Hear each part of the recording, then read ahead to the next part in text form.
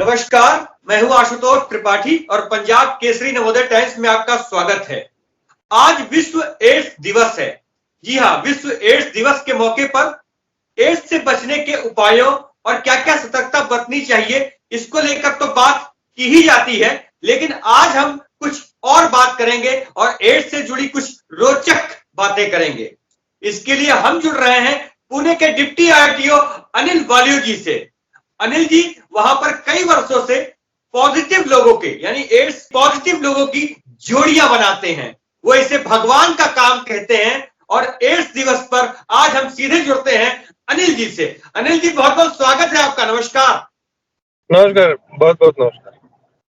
अनिल जी, चूंकि आज विश्व एड्स दिवस है और इस दिन पर प्रायः ऐसी बात होती है कि एड्स से कैसे बचा जाए और एड्स से कैसे हम सतर्कता बरतते हुए चीजों को कर सकते हैं जीवन में। लेकिन जब किसी को एड्स हो जाता है तो अब तो बहुत जागरूकता हो गई है और चीजों को लोग जान गए हैं। वरना एक समय था कि अगर किसी को पता चलता था कि एड्स है तो उसे एक तरीके से समाज निकाला दे दिया जाता था। लोग उसकी तरफ देखते नहीं थे, उससे बात नहीं करते थे। लेकिन धीमे धीमे जागरूकता फैली और आज समाज में लोग समझ गए हैं कि एड्स किस तरह होता है और किस तरह से उससे बचा जा सकता है।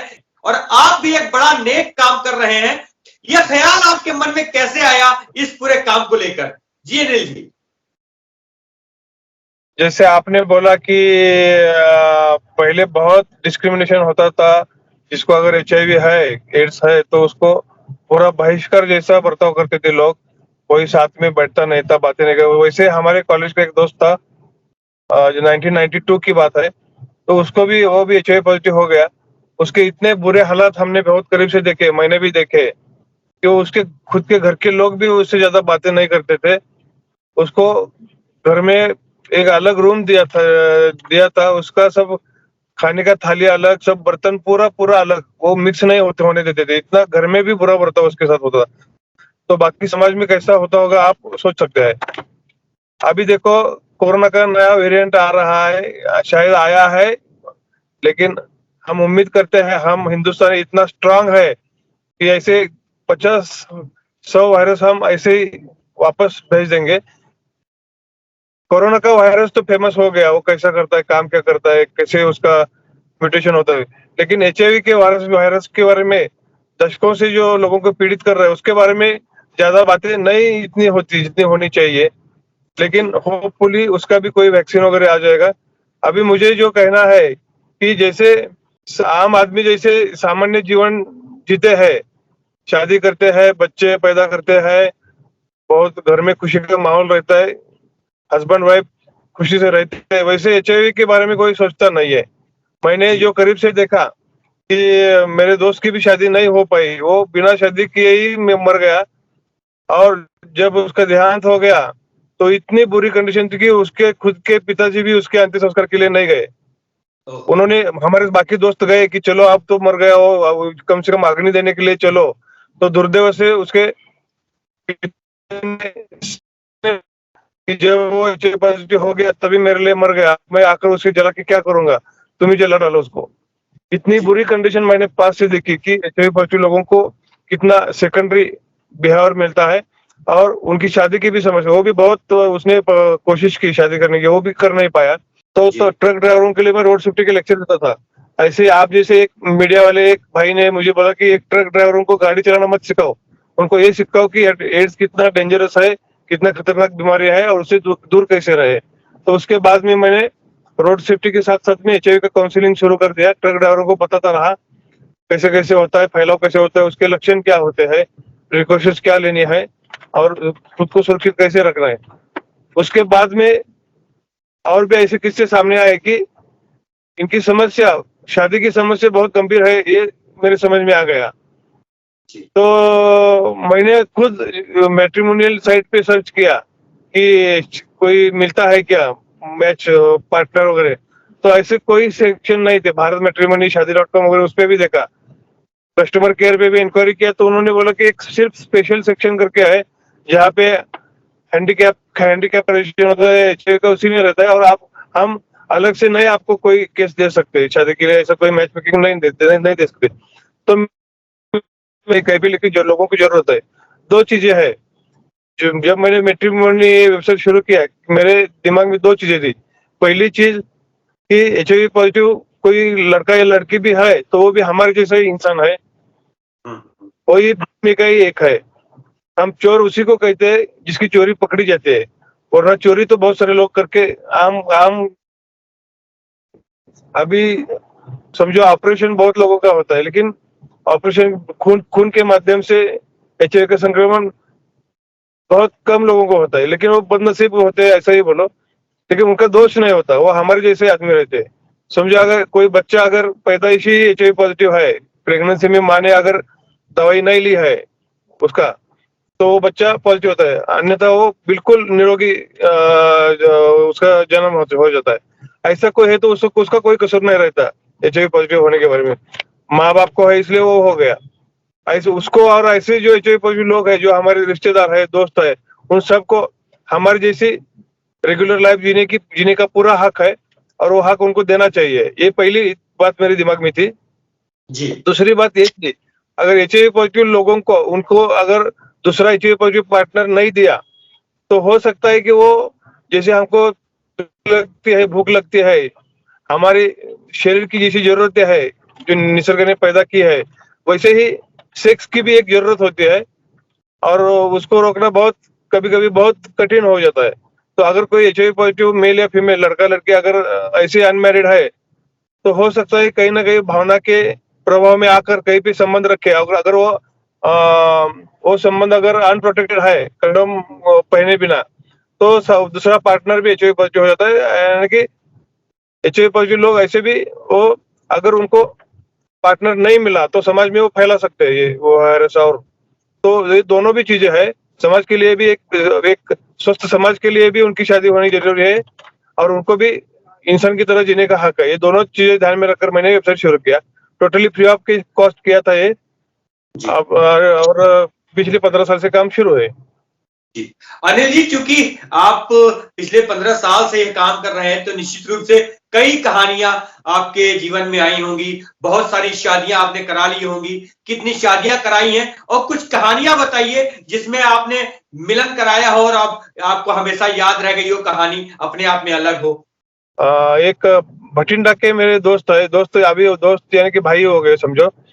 जब मैंने वेबसाइट शुरू किया तब वो भटिंडा से उन्होंने रजिस्ट्रेशन किया साइट पे और वो तो सरदार जी थे, लेकिन शुरू में बहुत ऐसा समझो UP, Bihar, Bengal, Punjab, Tamil Nadu, north India, south India से रजिस्ट्रेशन कम था। उस उन्होंने कोशिश की लेकिन तब तक तो कोई पंजाब से कोई रजिस्टर नहीं था।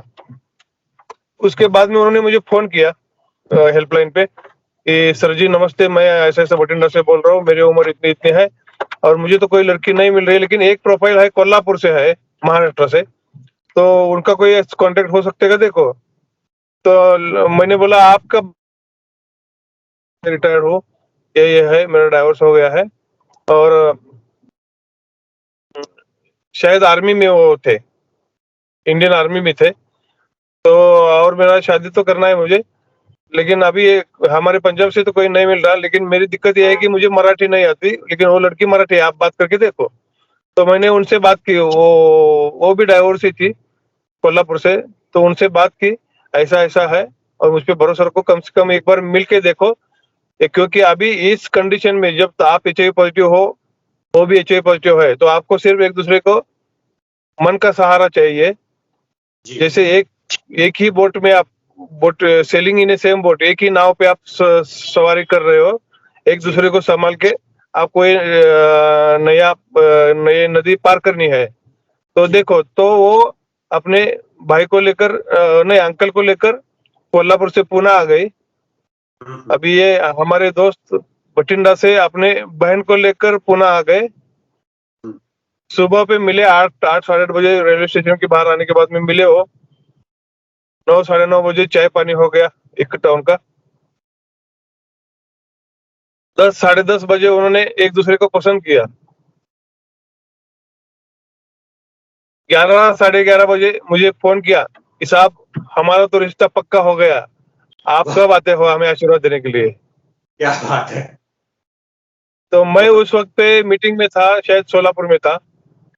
तो मैंने यहाँ के मेरे एक दोस्त है, उनको बोला कि ये जरूरी काम है, अभी मेरा काम आपको करना है। वो भी टीचर थे कॉलेज पे, जी। और उन्होंने बाकी पूरा का संभाला, आगे का संभाला, मंदिर की व्यवस्था की, वहाँ पे सब बाकी सब इंतजाम किया, पुजारी वगैरह का, हार वगैरह, पूरे खाने पीने का। 12:30-1 बजे उनकी शादी हो गई। वाह, सुबह क्या मिले बात। थे 8-9 बजे, 12:30-1 बजे शादी हो गई। 20-25 लोगों को खाना वगैरह खिलाया उन्होंने, जो वहाँ पे थे मंदिर के आजू बाजू में, और बाकी सब हमारे दोस्त लोग वगैरह। तुरंत उन्होंने रेलवे का बुकिंग किया, और कितना फास्ट है पंजाब एक्सप्रेस, देखो आपने, पंजाब मेल। 4 साढ़े 4 बजे दूल्हा दुल्हन को लेके पुणे से रवाना हो गया पंजाब। क्या बात है, 4 क्या साढ़े 4 बात बजे। है। बहुत बढ़िया, ये बहुत बढ़िया। सबसे बढ़िया कहानी ये है, और इसलिए मैंने पूछा कि अगर आप पंजाब केसरी है तो ये कहानी तो बहुत पसंद आ गई लोगों को आगे। यानी और एक देखा मैंने कि दोनों की अभी 10-12 साल हो गए, बहुत बढ़िया चल रहा है उनका। लेकिन पहले से मैंने देखा है कि सरदार जी बहुत जिंदा दिल होते हैं, बहुत रह दिल होते हैं। ट्रेन में भी कभी कभी सफर करता था, अगर पूरी बोगी में एक सरदार जी है तो समझो कि पूरा माहौल ही बदल जाता है वहाँ का, पूरा प्यार का, खुशियों का, सब हंसने हंसाने का। जी जी तो ये भी मेरे दिमाग में था, अभी वो भी मैंने बोल डाला। जी जी। अनिल जी, चूंकि तो ये किस्सा जी, बताइए बताइए। जी। हाँ, ये भी किस्सा, और वैसे बहुत सारे किस्से हैं, फॉरेन की भी है। एक इंग्लैंड में, एक तमिलनाडु की एक लड़की शादी करके इंग्लैंड गई, वहां पे समझ में आया कि उसका हस्बैंड पॉजिटिव है, तो उसने डाइवोर्स लिया। वो AP जॉब कर रही थी। तो एक सिंगापुर में एक लड़का था, वो भी तमिलनाडु का था, उन्होंने एक दूसरे को सर्च किया साइट पे, मुझे कांटेक्ट किया, मैंने दोनों का फिर थोड़ा काउंसलिंग कर दिया। तो वो लंदन से उसने सब वीसा वीसा अप्लाई करके सब वो सिंगापुर वाले लड़के ने लंदन की लड़की के साथ शादी किया, और दोनों अभी सिंगापुर में है। वाह, क्या बात। इंटरनेशनल भी स्टोरी है, इंटरस्टेट भी है, बहुत सारी कहानी, लोगों के हर ब्लेसिंग है जगह आप लेकिन। जो है वो काम कर रहे हैं। हाँ हाँ, अपनी अपनी जगह पे। हाँ, अभी वो सिंगापुर में। जी। कितनी शादियां आप तक करा चुके हैं अनिल जी? ऐसे हमने 3-4-4-5 साल पहले हिसाब लगाया था, तो 1,500-2,000 के करीब तो दिख रहा था, क्योंकि हम क्या करते क्रॉस चेकिंग में, फीमेल रजिस्ट्रेशन कितना है, और एक एक महीने में कैसा उनका रिमूवल, कैसे कैसे कैसे वो प्रॉपर डिलीट होते जाते हैं, मेल रजिस्ट्रेशन कैसा है, एक दूसरे को कांटेक्ट मैसेज कितने आते हैं, क्या आते हैं। तो 1,500-2,000 तो 3-4 साल पहले का अंदाज है, अभी कम से कम 2-2,500 तो शायद हो चुकी है, और उसका हिसाब भी नहीं। जैसे ऐसे समझो कि हमने एक बस स्टैंड तैयार किया है, और स्टैंड पे बसेस आती है, बस लगती है, पैसेंजर आते हैं, बस में बैठते हैं, चले जाते हैं, हमको पता ही नहीं चलता। ओहो, मतलब कुछ लोग अपने स्तर पे ही बात करके शादियां पक्की कर लेते हैं। पक्की कर लेते हैं, और अपनी प्रोफाइल भी डिलीट कर डालते हैं। ओके। नहीं, ठीक है, आपने एक माध्यम बना दिया है, लोग मिल रहे हैं, आपस में बात करके शादियां तय कर रहे हैं, अच्छी बात है। अच्छा अनिल जी, चूंकि ये अपने आप में एक बड़ा काम है कि पॉजिटिव लोगों की जोड़ियां बनाना, लेकिन कहीं ना कहीं इसमें एक हेल्थ का पोर्शन भी है, हेल्थ का पॉइंट ऑफ व्यू भी है।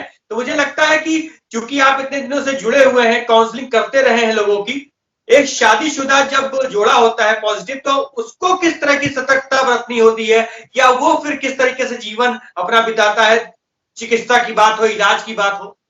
लेकिन हम तो हमारी वजह से इतना ही बोलते हैं कि आपके जो फैमिली डॉक्टर है, या HIV को ट्रीटमेंट करने वाले डॉक्टर है, उनसे हमेशा कांटेक्ट में रहो, और उनकी बात बिल्कुल स्ट्रिक्टली फॉलो करो, यही हम बताते हैं। क्योंकि मैं अभी बेसिकली हूँ इंजीनियर, अभी आया हूँ गवर्नमेंट सर्विस में। हाँ, मैं सिविल इंजीनियर है, सिविल इंजीनियरिंग पढ़ा हूँ मैं। लेकिन ये पब्लिक सर्विस कमीशन जो रहता है, स्टेट पब्लिक सर्विस कमीशन, उसके थ्रू में RTO में भर्ती हो गया, स्पर्धा परीक्षा। तो मुझे तो मेडिकल की जानकारी नहीं, तो इसलिए मैं सबको बोलता हूँ कि आप अपने अपने डॉक्टर के कांटेक्ट में रहे, और उनकी बातें ध्यान से सुने और फॉलो करें। बिल्कुल ठीक है अनिल जी, क्योंकि मामला एड्स का है तो निश्चित रूप से चाहे वो पॉजिटिव लोग आपस में शादी कर लें, या वो डॉक्टर से समय समय पर अपनी बातें बताकर इलाज के लिए काम करते रहना चाहिए। यही सतर्कता है, यही सावधानी है, इससे वो एड्स से छुटकारा भी पा सकते हैं और दूसरे किसी को फैला सकें, ऐसी स्थिति भी नहीं बनेगी। अनिल जी, आप चूंकि एक बड़ा काम कर रहे हैं, पॉजिटिव जोड़ियों को मिला रहे हैं, निश्चित रूप से एक सतर्कता और चिकित्सीय व्यवस्था के बीच में एड्स जोड़ियां अपनी जीवन को बिताती हैं और उनको बिताना चाहिए। आप मिला रहे हैं, भगवान का काम कर रहे हैं, उम्मीद है आप यह काम हमेशा करते रहेंगे। आपकी इस मैट्रिमोनी सेवा से लोग पॉजिटिव लोग लाभान्वित होते रहेंगे। बात आखिर में मैं बोलना चाहता हूँ। जी बिल्कुल, अनिल जी बोलिए। कोरोना से और ये ओमिक्रॉन से ये सब वेरिएंट है, उनसे तो दुनिया डरी हुई है। लेकिन एक शुरुआत का वक्त था 2 साल पहले कि जब कोरोना आ गया तो पूरी दुनिया पूरी डर गई थी। जैसे ऐसे फिल्म और वीडियो देख रहे थे हम, चाइना में लोग जाते थे, गिर रहे, मर रहे, तो सब डर के बहुत सारे लोग मर गए। तो एक आशादायक चित्र ये है कि जैसे कोरोना का वैक्सीन निकल गया, वैसे अभी फॉरेन में HIV के वैक्सीन के भी ट्रायल शुरू है जी। और थोड़ा आशादायक चित्र भी है, वो भी हो जाएगा। लेकिन अभी HIV के जो ट्रीटमेंट्स है, एंटी रेट्रोवायरल थेरेपी ट्रीटमेंट जो है, दवाइयाँ, तो आदमी 20, 25, 30 साल तक वो आराम से जी सकता है। बिल्कुल मेहनत का काम करके जी सकता है, तो डरे नहीं, अपना धीरज खोए नहीं और सिर्फ अपना इम्यूनिटी बचाना है, कोरोना के लिए भी और HIV के लिए भी। बस इतना ही एक बोलता हूँ और आशा रखिएगा। जी बहुत बहुत धन्यवाद अनिल जी, आपने हमसे बातचीत की, इसके लिए आपका बहुत बहुत धन्यवाद। नमस्कार। नमस्ते।